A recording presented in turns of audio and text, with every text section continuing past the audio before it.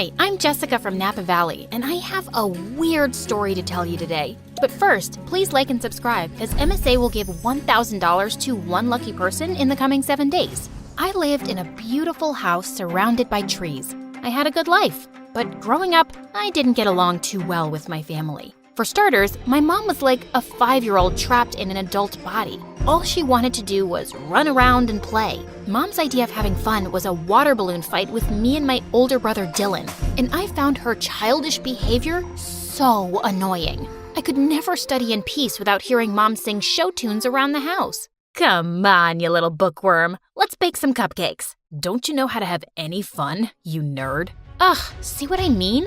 But the only person worse than Mom was Dad. He was barely home since he was a fancy businessman who traveled a lot. And when he was home, he treated us like servants. Bring Daddy some juice, will ya? My toes hurt and I can't move.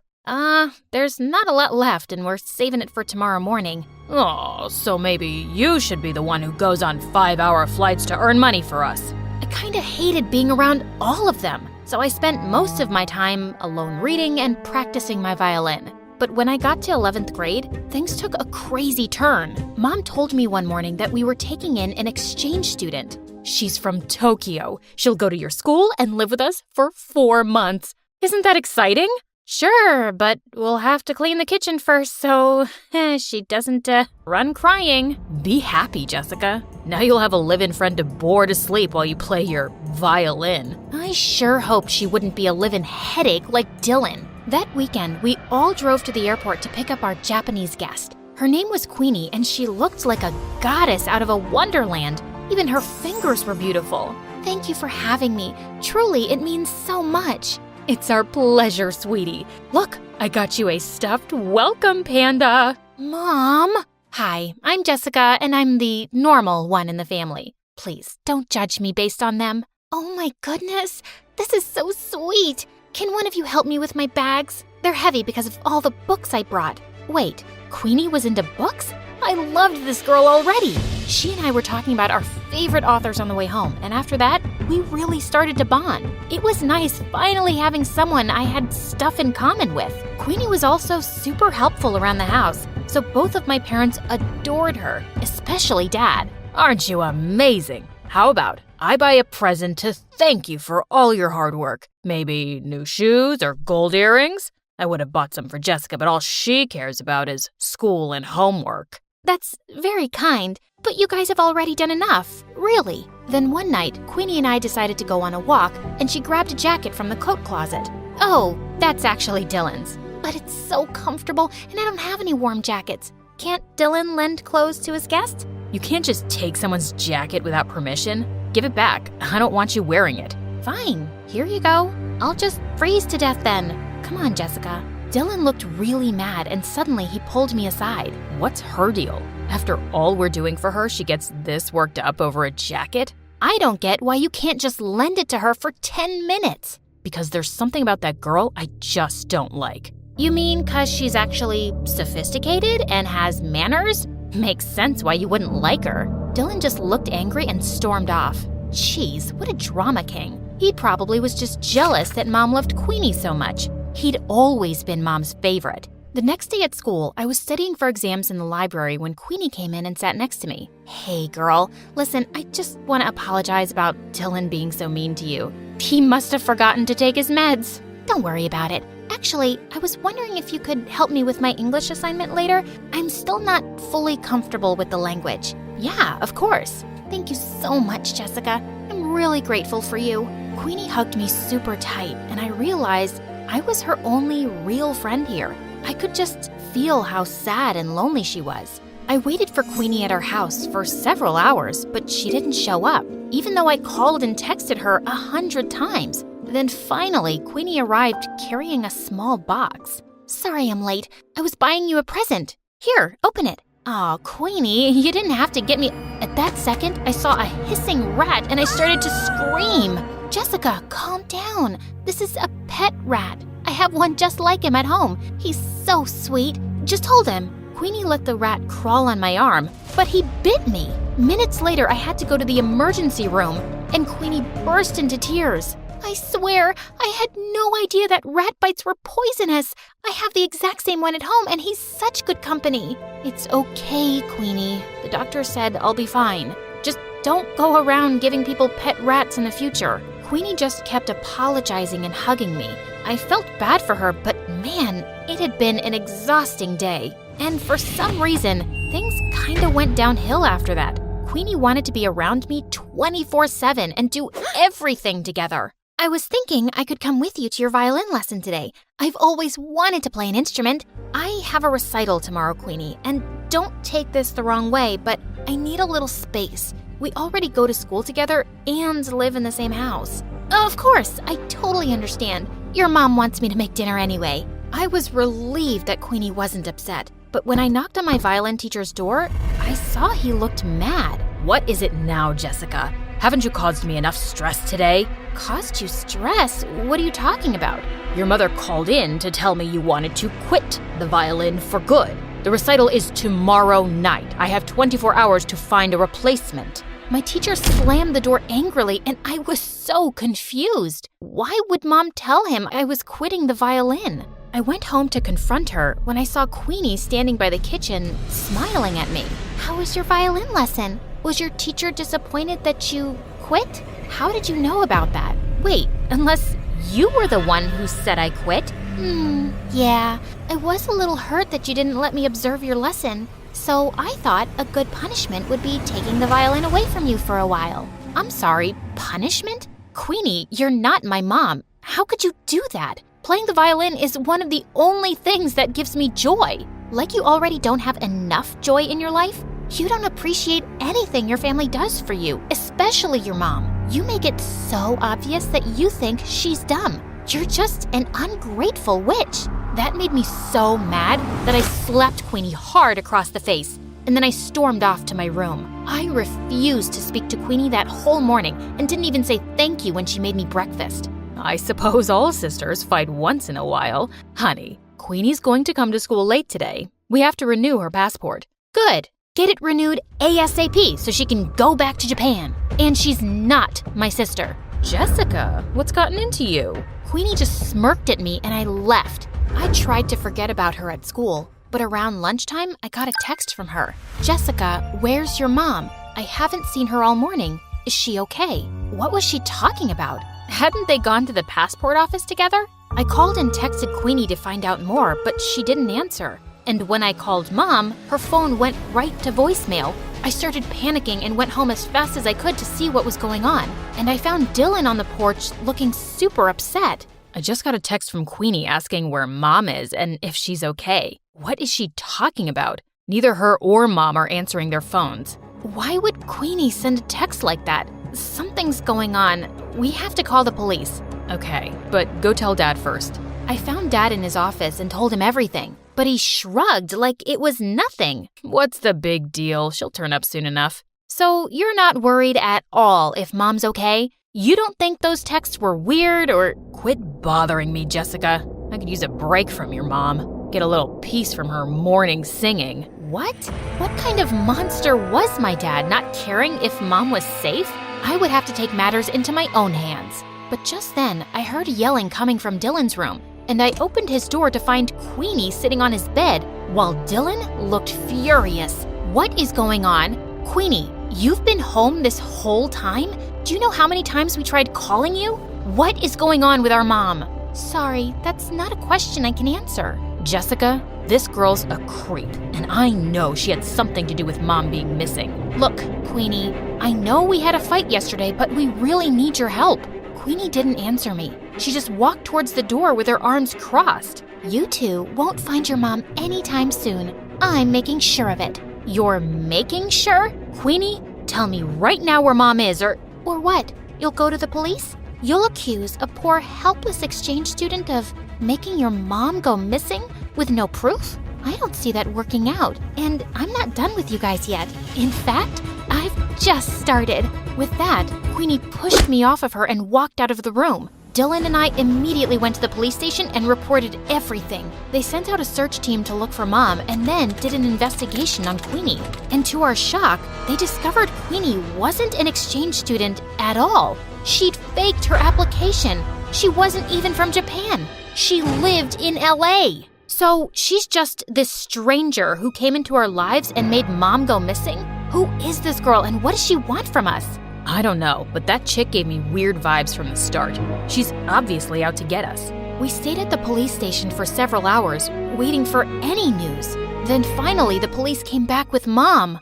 Oh my God, what happened to you? It was Queenie. She said she had to show me something important, then drove me into the middle of the woods and threw me out of the car. She just left me there without my phone. I was just lucky some forest rangers found me. But don't worry, I'm all right now. Just then, some policemen walked in with Queenie. Looks like Mommy made her way out of the woods. You're a monster, Queenie. We know everything. How you kidnapped Mom, how you faked your exchange student application. Who are you and why are you trying to ruin our lives? Because you ruined my life first. When I was 10 years old, your dad conned my parents out of all their money and disappeared, and we ended up having to live on the streets. My mom had a mental breakdown. Your dad is a criminal, and I finally tracked him down because I wanted him and his perfect family to suffer the way I did. I was speechless. I knew Dad had been a jerk, but he was a crook too? Queenie was admitted into juvie, but we insisted that the police look into her family's case. And 2 days later, the police came to us with some news. It turned out that Dad was part of a group of con men that had been going around in disguise all over the country for years, scamming people. And as soon as Dad got home, they arrested him. He kicked and screamed and shouted at us to do something, but we didn't. A part of me almost felt relieved to see him go. I am so sorry, you guys. I never knew much about your father because he always told me to mind my business and kept everything a secret from me, and I stopped asking. That's why I was never happy in our marriage. He was the worst. He never cared much about you or us.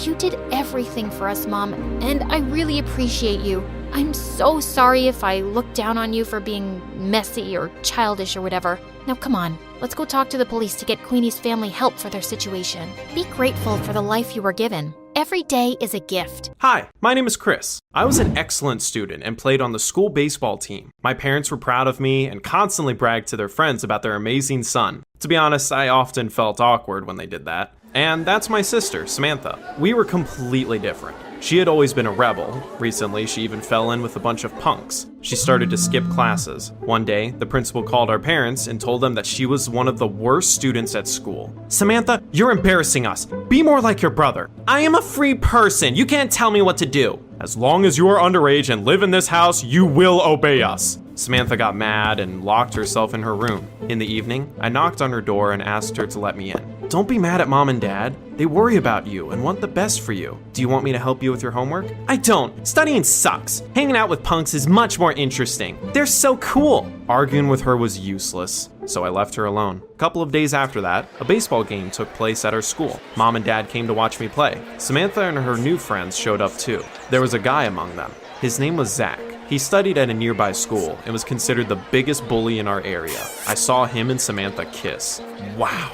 Was she dating that guy? Unfortunately, I wasn't the only one who saw that. In the evening, Mom and Dad started scolding Samantha again. Look at the people you're hanging out with. Don't you dare talk to them anymore, especially that guy. I'll talk to whoever I want. It's none of your business. They fought. Samantha left and slammed the door behind her. I tried to talk to my parents. Don't be like that. She'll get over it soon. It's just teenage rebellion. For some reason, we had no such problems with you. As you see, my parents did not listen to me. Samantha was forbidden from talking to Zach and the rest of that company. Naturally, that did not stop her. One day, she asked me for help. They control my every step. Can you distract them so I could sneak out of the house tonight? I hesitated, but eventually agreed. For the next few days, I helped Samantha leave and then sneak back into the house. I had to constantly cover for her at school as well. I told everyone that Samantha wasn't feeling well, and that was why she didn't come. I was in good standing with the teachers, and they believed me. But one day, my sister came to breakfast looking horrified. She shook a strand of hair in front of our faces. Look, my hair is falling out. Don't make things up. Just take some vitamins. They're in my bag. At first, none of us thought much of it, but Samantha's hair kept falling out. At some point, it became a real problem. She even got bald spots. Our parents got scared and took Samantha to a doctor. We hoped that everything would be fine, but it's alopecia. In case you don't know, alopecia is a condition in which hair is lost. We were all horrified. They tried to treat Samantha. She was prescribed various therapies and medications, but it was useless. It took about 6 months for all of her hair to fall out. That's how she looked. At first, seeing her like that was creepy. But then I got used to it. Samantha was depressed and didn't want to talk to anyone. She'd stopped going to school a long time ago and switched to homeschooling. Mom and Dad were very worried about her and were ready to fulfill her every whim. One day, Samantha finally went out for a walk. I also went to the store and suddenly saw her with those punks again. She and Zach were laughing loudly, blowing up firecrackers and scaring the passersby. I was stunned. At home, Samantha seemed miserable, but at that moment, she looked really happy. After a while, she asked our parents for money. I want to buy a wig. Speaking of wigs, Samantha had an entire collection of them. Mom and Dad never spared any money on them. She soon came back to school.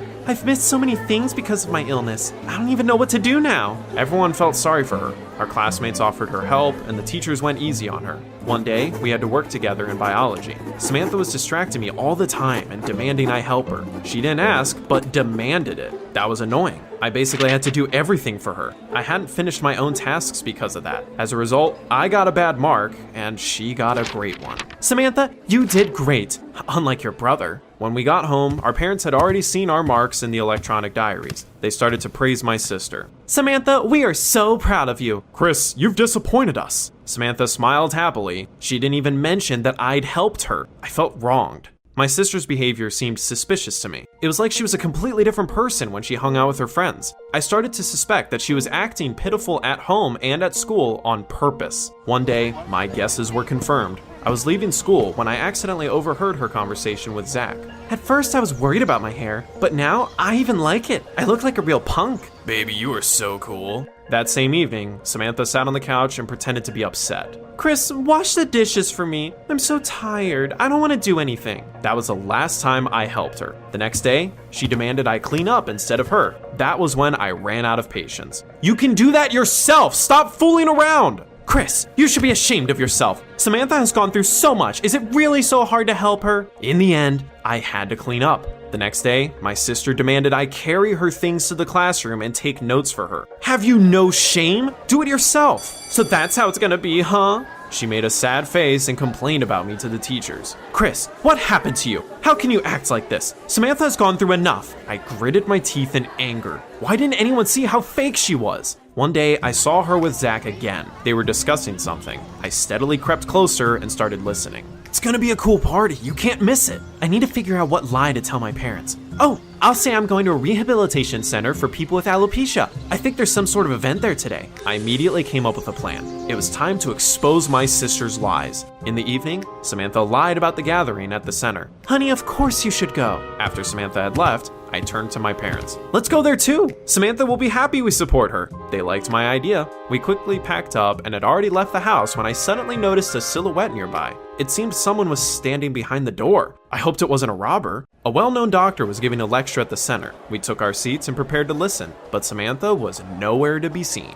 Why is she late? The lecture began, and I played my trump card. Samantha was never going to come here. She's only pretending to be unhappy, but she's actually hanging out with Zach and his company again. They're at a party right now. My parents looked at each other in confusion. They could not believe that Samantha was capable of such a deception. What are you doing here? We came to support you. My parents immediately looked at me with annoyance. How could you lie about your sister? Chris, you keep disappointing me. I didn't understand anything. Samantha was supposed to be at a party. Why had she shown up here? When we got home, everything became clear. She came to my room herself. I forgot my bag at home. When I came back, I heard your conversation with our parents. You traitor! So that was whose silhouette I had seen.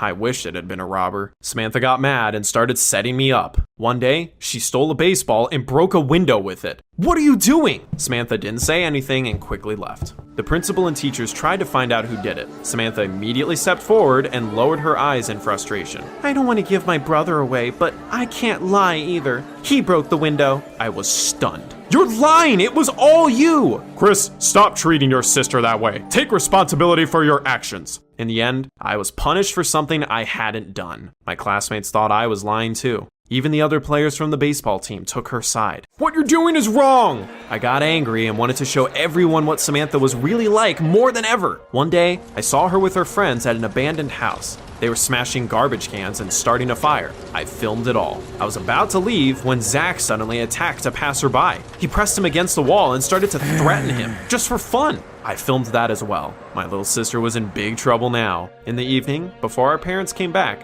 I took a shower and had dinner. Samantha was trying to annoy me at that time, but I didn't pay any attention to her. We would see who would laugh last. When our parents came home, I decided to show them the video. Samantha is still hanging out with Zach. They do some crazy stuff in the city. I even have proof. You're at it again. Wait, you'll see for yourself. I opened my photos and froze up. There was only a video of Zach on it. The deleted folder was also empty. How was it possible? Mom and Dad folded their arms, displeased. Well, what did you want to show us? That you spied on this bully? Chris, why are you doing this to me? Why are you always trying to make me look bad? I was shaking with anger. After our parents had gone to bed, Samantha came into my room. You should change the password on your phone. Your birthday, really? Damn it! She had probably deleted the video while I was in the shower. By the way, you're not much of a spy. I immediately noticed you were watching us. I didn't want to back off. For the next few days, I tried to catch Samantha unaware, but she noticed me every time. I was so obsessed with it that I missed practice. The team captain didn't like it. If you don't pull yourself together, we'll find a replacement for you. Everyone thought Samantha was special, and I was a bad brother. It bothered me. One day, I even had a crazy dream. In that dream, I took my sister's wigs and made clothes out of them. She was running after me and screaming loudly, "You stole my hair!" After such a dream, it became clear to me it was time to quit. I gave up on trying to expose Samantha. I focused on my own life and started going to practice again. Meanwhile, my sister flew off the rails. I kept seeing her and her friends in the city. They climbed into abandoned buildings and caused all sorts of trouble. One day, Samantha came home with a tattoo on the back of her head. For the first time in years, our parents were horrified by her actions. What is this? Samantha used her acting skills and looked at them plaintively. I just wanted to look pretty. I don't like the way I look. Mom and Dad immediately relented and hugged her. My sister's lies were making me sick, but I held firm and didn't get involved anymore. It seemed nothing would ever change, but one day, something happened. I was woken up late at night by footsteps in the corridor. Samantha had just got home and ran into her room. I decided to see if she was all right. It might be hard to believe, but she looked scared. As soon as I walked in, she immediately rushed towards me. I'm in big trouble. Zach suggested we rob a video game store. I didn't want to do it, but I was afraid he'd think I was weak. Zach assured me that we had dealt with the alarm, but for some reason, it went off. The cops arrived very quickly, and we barely managed to escape. Chris, I'm finished. I fell behind and the cops saw me. One of them even shouted something about a bald head and a tattoo. They'll figure out it was me. At first, I gloated. It served her right, but then I started to worry too. If Samantha was arrested, our parents wouldn't be able to bear it. While I was thinking about what to do, Samantha called Zach. As they talked, she rapidly turned paler, although I hadn't thought that was possible. I can't believe it. Zach and everyone else got scared and turned their backs on me. How could they do it? She paused for a moment and suddenly started begging me for help. Chris, help me. You're so smart. Think of something. Easy for her to say.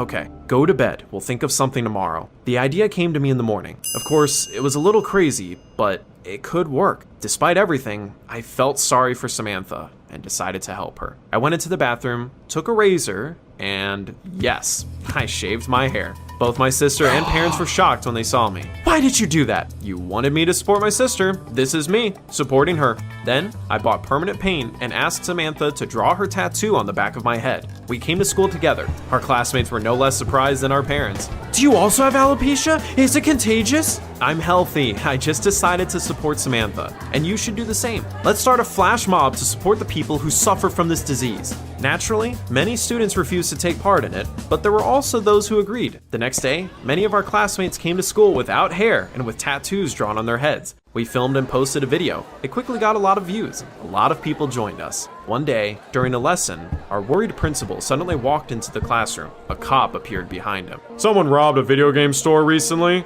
We saw a bald girl with a tattoo on the back of her head nearby. We figured out that she was studying at this school, and the cop suddenly stopped talking. He finally noticed there were a lot of bald students in our class. I'm so confused. We shaved our heads to support people with alopecia. We even got the same tattoos. Thanks to the flash mob, the police investigation slowed down. But sooner or later, they would have found out it was Samantha anyway. So I decided to act. We went to Zach's house. Samantha rang the doorbell, and I hid around the corner and turned on the camera. Why are you here? I wanted to look you in the eye. You're a robber, Zach. Why did you rob the store? I didn't rob anything. Oh, come on. Are you such a coward you're afraid to even admit it? You're always showing off, but you're actually just a weakling. Shut up! I was amazed. Samantha was playing him like a fiddle. I thought you were a cool guy, but you're all talk. You robbed the store and ran as soon as the cops showed up. What do you think I should do? Go to the police and surrender? Admit that I stole the video games? I don't want any problems. Get lost. Great. Our plan worked. The next day, I went to the police and showed the recording to the investigator. But that wasn't all I showed them. Do you remember the video of Zach harassing a passerby I filmed? I used it as well. That turned out to be enough. Soon, Zach was detained. His parents had to pay a huge fine. There was a rumor Zach was transferred to a school for troubled youth. My relationship with Samantha improved. She started to act normal and even directed her energy in the right direction. It might be hard to believe, but my sister became a cheerleader. Now she cheers our baseball team on. Our parents are proud of both of us and rejoice at our successes. Do you get along with your siblings? Tell us in the comments down below.